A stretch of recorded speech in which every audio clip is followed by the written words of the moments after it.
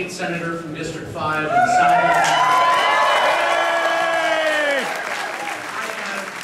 I have the distinct pleasure of introducing, hopefully someday, one of our future U.S. Senators, Henry Kerrey.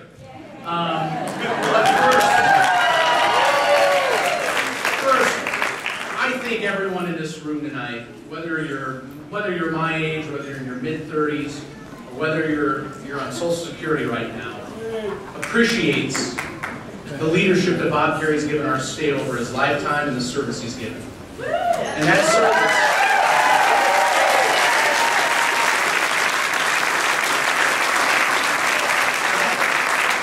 service has been done with country in mind, ahead of political party, of looking for solutions ahead of trying to score cheap political points. He's been someone who's prided himself on being a problem solver instead of being a problem. Those are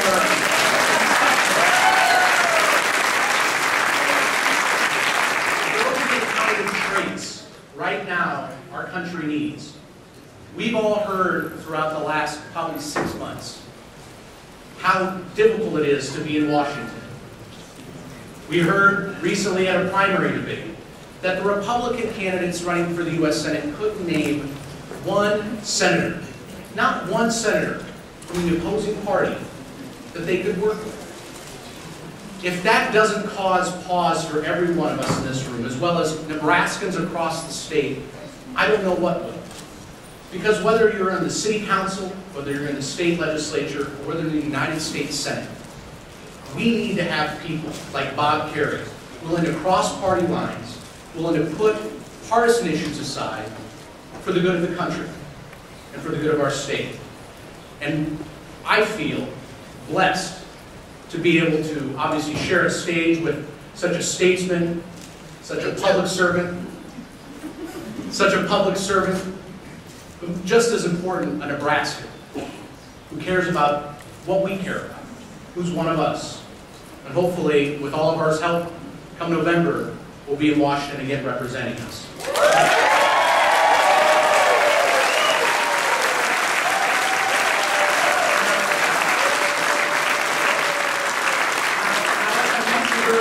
As I mentioned earlier, I have the distinguished pleasure to introduce, hopefully, a future U.S. Senator 20 years from now, Henry Kerrey.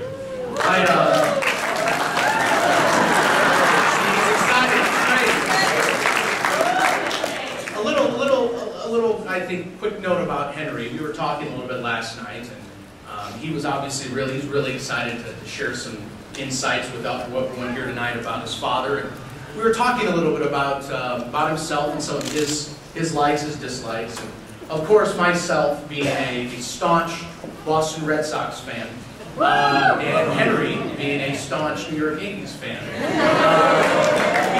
We had quite the conversation, and I can tell from just the conversation we've had over the last couple of days, he's quite a young man who will do quite an amazing amount of things in his life as he gets older. So with that, I'd like to introduce to everyone Henry Kerrey.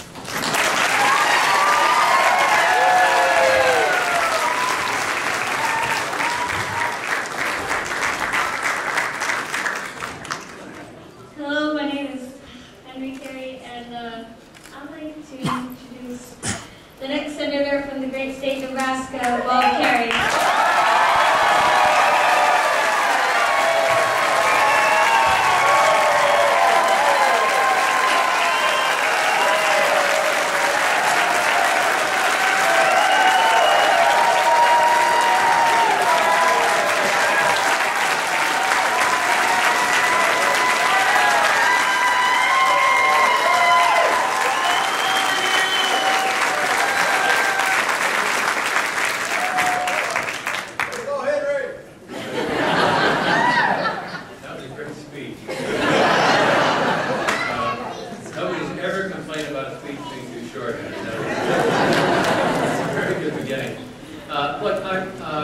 I've actually written a fair amount that I'd like to try to work my way through, mostly because my campaign manager, Paul Johnson, is worried about what I might say if I go out.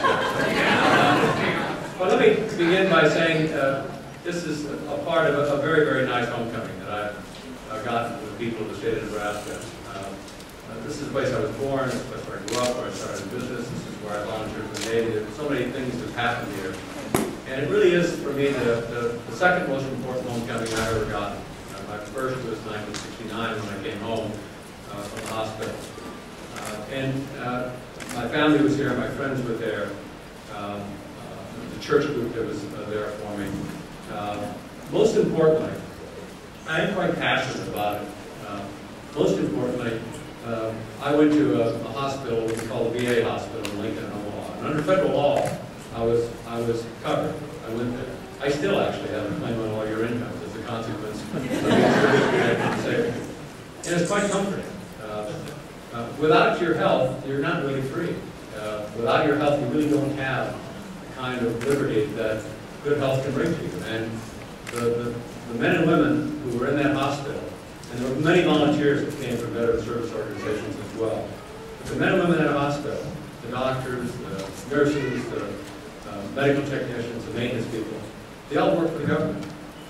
And I'm not an advocate of having the government run everything, but I certainly will be a defender that it can save your life when the bottom drops out of your life, because it did to me when I came home. And so I will talk about it in this campaign, because healthcare has had to be an enormously important issue. But among the things I would say to Nebraskans is never second guess your values, because the values of patriotism, of faith, of family, of community, of hard work, of taking care of one another, of welcoming people. All you have to do is talk to somebody who's come to Nebraska, who's moved here, and they'll tell you how generous and friendly their neighbors have been. All you have to do is talk to somebody who's come here, let's say, to watch the Colorado football team play Nebraska in Memorial Stadium, and they will say to you that Nebraska football fans are the best. Because politeness is our value. Rudeness is not a value of the people of the state of Nebraska. No one, even people who have said to me, I've never voted for you, I'm not going to vote for you in this election, haven't been rude about it. Well, one or two have. For the most part, all I've gotten is an expression of the values of the state.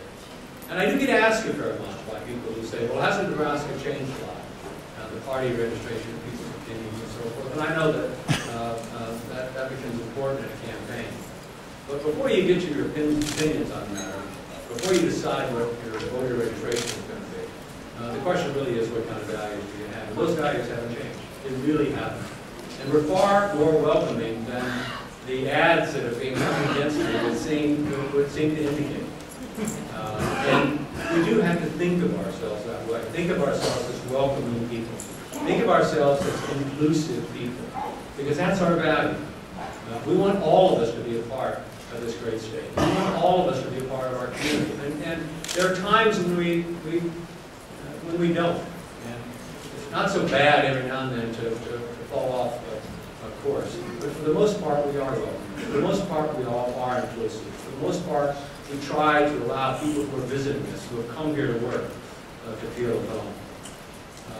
I'm a candidate for the United States Senate for reasons actually connected to another value, which is duty. I simply could not sit on the sidelines looking at the troubles that this country faces without becoming a candidate for the United States Senate one more time.